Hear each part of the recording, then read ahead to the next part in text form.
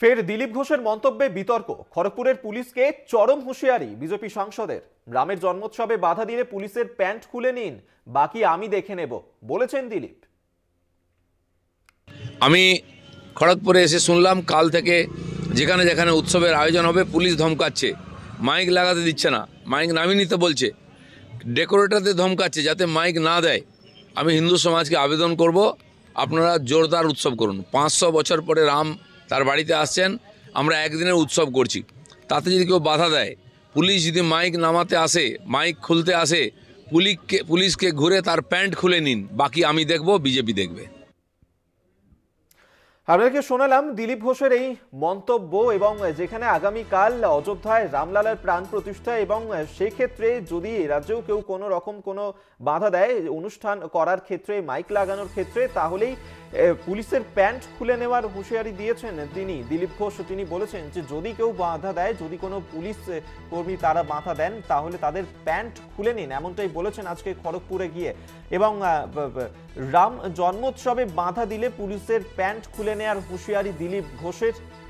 এই নিয়েই এই মুহূর্তে বিতর্ক দেখা দিয়েছে, এবং তিনি বলেছেন যে বাকিটা তিনি দেখে নেবেন।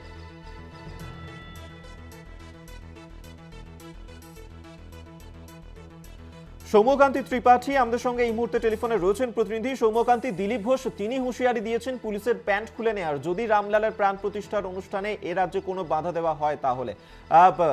এই যে হুঁশিয়ারি, তৃণমূল নেতৃত্ব তারা কিভাবে দেখছে?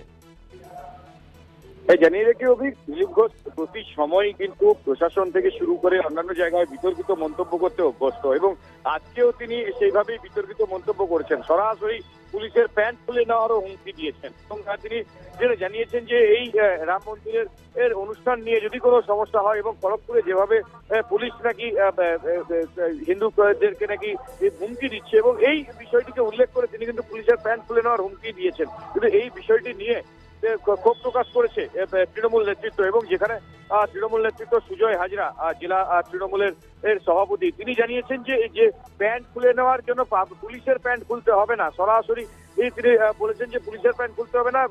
দিলীপ ঘোষ আগামী এই নির্বাচন যে আসছে, এই নির্বাচনে যদি দিলীপ ঘোষ প্রার্থী হন, দিলীপ ঘোষেরই প্যান্ট খুলে যাবে। কেননা যেভাবে তিনি বিতর্কিত মন্তব্য করছেন, সব জায়গাতে মানুষ কিন্তু তার সঙ্গে নেই, এবং নিজে প্রচারের আলোয় আসার জন্যই তিনি এই ধরনের বিতর্কিত সব মন্তব্য করছেন।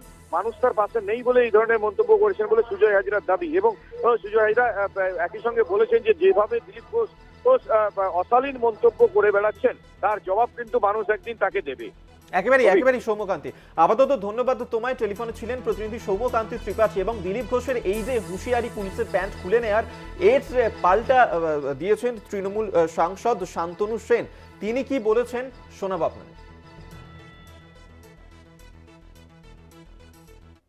আসলে ঘরে বাইরে বিজেপির এবং দিলীপ ঘোষের নিজেদেরই রাজনৈতিকভাবে মানুষ প্যান্ট খুলে দিয়েছে। আর দিলীপ বাবু তো একজন স্বতন্ত্র ব্যক্তিত্ব, তার কারণ তিনি ছোটবেলায় যে দুধ খেয়েছেন, যে গরুর দুধে সোনা ছিল, তাই তার মুখ দিয়ে সবসময় এই ধরনের কথাই বেরোয়। এটা তো প্রথম নয়, তিনি তার ধারাবাহিকতা বজায় রাখলেন।